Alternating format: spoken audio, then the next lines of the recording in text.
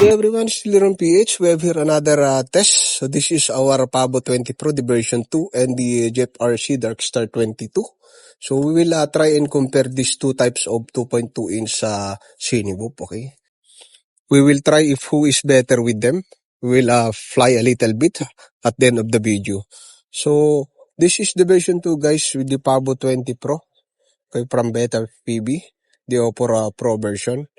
And this is also the Darkstar 22, the same size from Jeep RC. So I installed already the Oppo Lite for demonstration only, but I will try these two types of Cineboop with the Oppo Pro version, okay? If you cannot decide what drone do you want to buy, I'm here to test for you guys. A lot of video also that I have been test with this comparison. I just want to try with my own, okay? So the Darkstar 22 have the damping balls, okay, to eliminate yellow from the Oppo Pro version. Okay, so they already put the damping balls both side. The motors is 1104, the 7500 kb, can run 3 to 4S battery.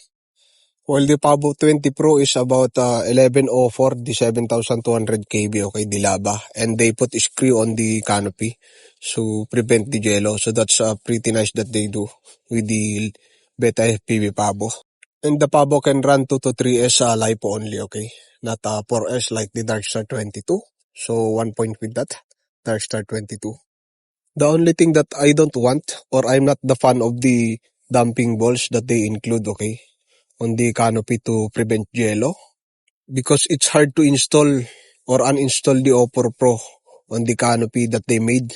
Almost I broke 4 items, okay, or 4 pieces of the damping balls that they include. So it's hard guys. That's the big one thing that I don't want, or I'm not fan of the Darkstar 22. I hope that they put the screw same like the Pabo 20 Pro, okay? So that you cannot break or damage any damping balls, okay, like the Pabo 20 Pro. As you see, you can remove and return the Oppo Pro version or Lite anytime. Not like the Darkstar 22. You broke lot of rubber balls to return or to install your Oppo Pro version. So if you choose this Darkstar 22, if you install the Oppo Pro guys, don't remove it so that you cannot waste any damping balls, okay? So that's the bad one thing also that I don't want. The second thing guys, the battery connector of the Darkstar 22 is not enough. Okay, so it's short to install. So you need to put the extension that I made, okay? So I made this extension, I solder it with the female and male, okay? So that the battery of 3S can fit with this Darkstar 22. So that's the second thing that I don't want with the Darkstar 22 guys. Not like the Pabo 20 Pro. It's very easy to install the battery guys. No need to put the extension for your battery connector. It's pretty install your battery or your Oppo Pro version. So that's one thing that I want with the Pabo 20 Pro guys. So you can plug in your battery in easy way without using another extension. Okay, so that's pretty nice guys. So no need to use that one with this Pabo 20 Pro. Very easy to use. Okay, so that's the simple comparison guys. We will fly outside guys. Then I will tell the conclusion at the end of the video. Okay, we will fly both 3S at the end of the video. So number 3 guys, different with these two types of drone is the LED light. So I'll gonna show you in seconds. Okay, so battery plug in. So this is the Nightfire edition guys, or Pabo 20 Pro version 2. So the LED light they install in here with the module. So you can control it. If what color do you want. So that's the big one improvement that they do with the version 2 guys of the Pabo 20 Pro. You can modify if what color do you want to use. You can on and off also guys. So we have also the blue one, the green one. Okay. So that's a great one thing that they do guys with the Pabo 20 Pro. While the Darkstar 22, you have only the ice blue, one color guys. So I'm gonna show you in a second.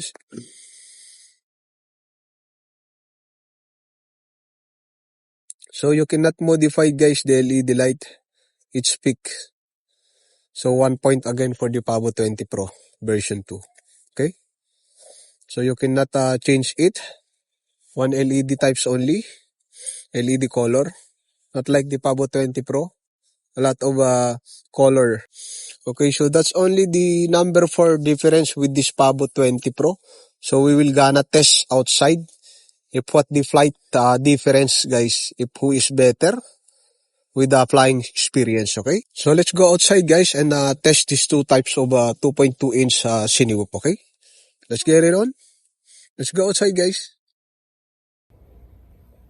Okay, so we're here outside guys. So this is the ultimate comparison and test flight with the Darkstar 22 and the Pabo 20 Pro version 2. So we will fly a little bit acro in this place, the same place near at the lake, the same place. We will check who is better with them.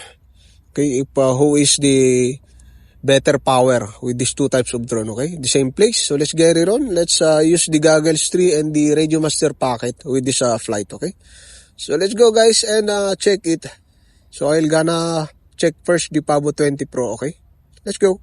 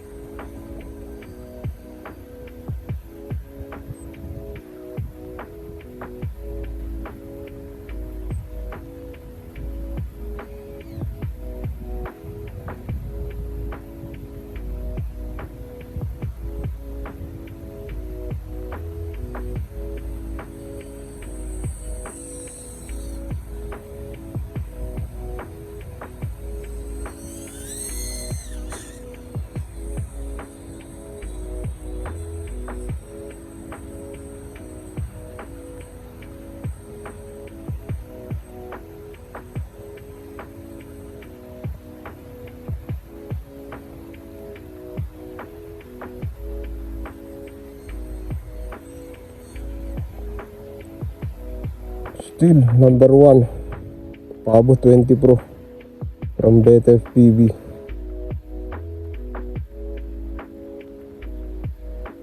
Pretty nice.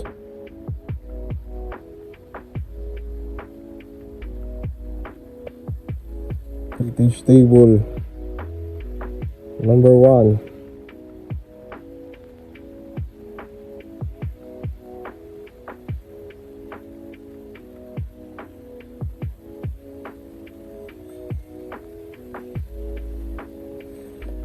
Pretty nice Pabo 20 Pro. I love the Beta FPV, how they made, how they tune. It's windy here today, but really fine.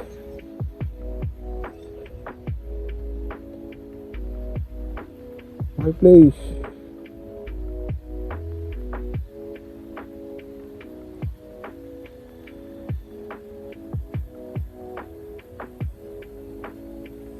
Still the best Pabo 20 Pro.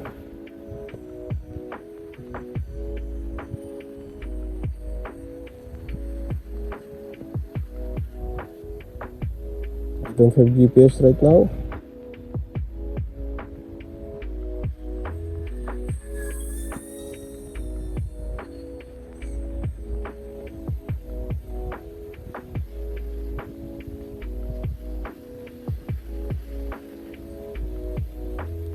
I have view with the reviewer this drone.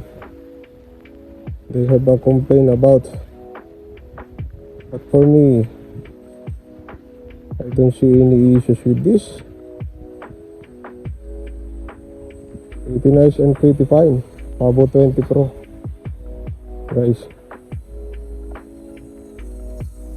Still number 1. 2.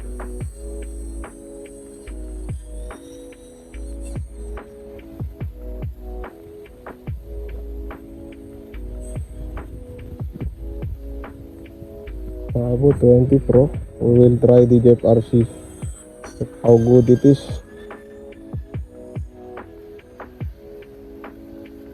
see who is better.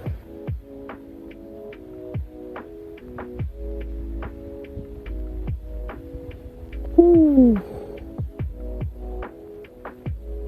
I love the tune. No problem.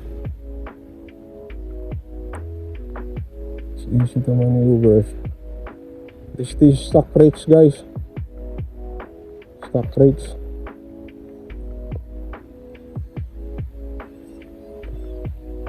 Stock rates. 4 minutes with the rip. The 650 milliamps. We'll try later the 550 milliamps. 550 milliamps. Pabo 20 Pro. You're the best. One more flip. And roll. Ooh. My place.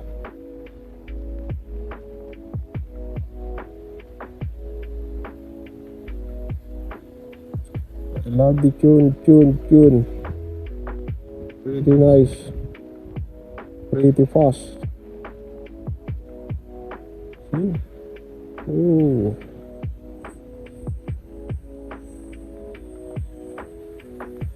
What can you want with this?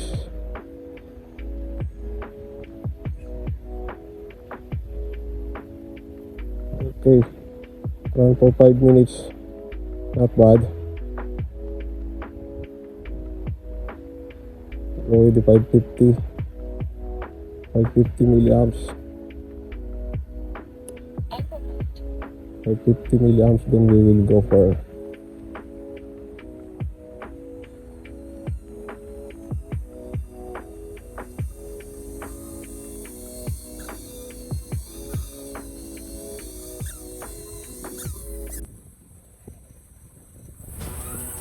okay. Pretty good as usual.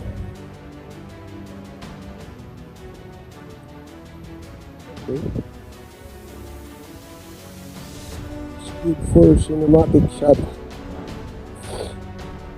Speed for cinematic shot only. Okay. Okay, why not shot?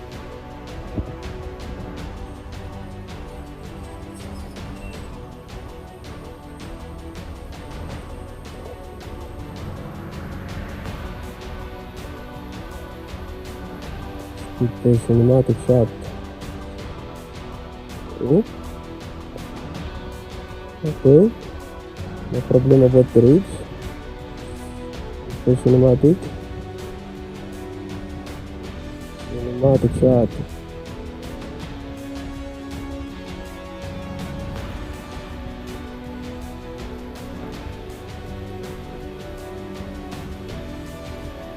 Vibration because of the wind. Wind. But it's powerful also, this one. So fast. Powerful.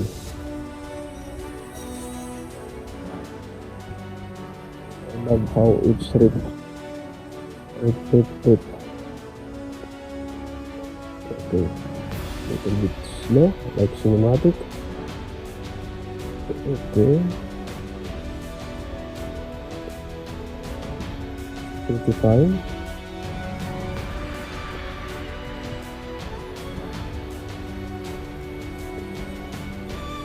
Okay, power good.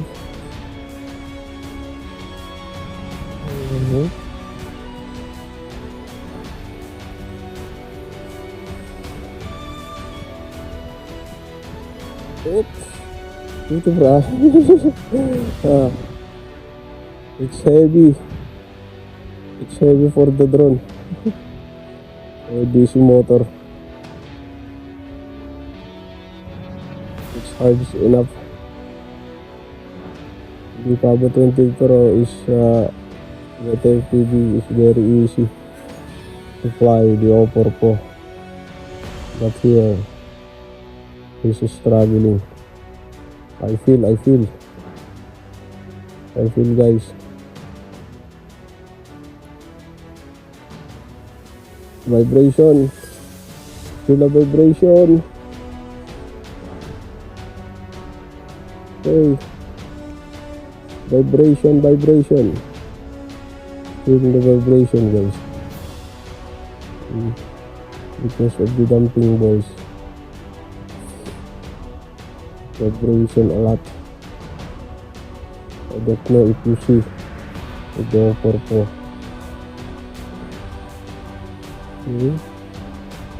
So nice. Low battery.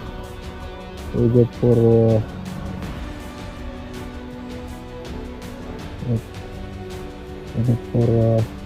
10. Oh, I need to go home because 10 9 9 oh land now. Land maybe my battery will be dead.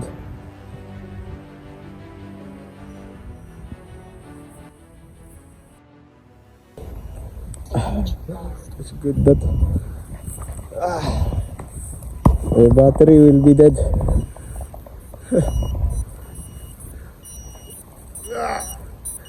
It will be dead, my battery with this. Oh. Okay, so that's the end of our test, guys, with this Pavo 20 Pro and Darkstar 22. So my conclusion with this is, for cinematic, go for Pavo 20 Pro the version 2. A lot of features. And if you want the better power, go with the Darkstar 22, guys, okay? This is powerful, I think, than the Pavo 20 Pro. But I think a better option, guys, honestly, is the Pavo 20 Pro the version 2 is still the best. Especially the Pavo is low price than the Darkstar 22.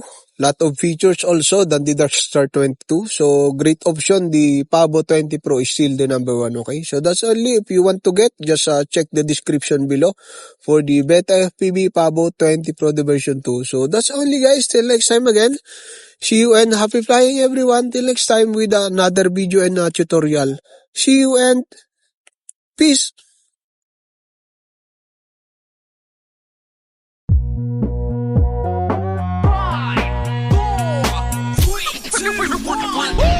Gotta catch another fight. Yeah. The apple bottom make 'em wanna bite. Yeah. I just wanna have a good night.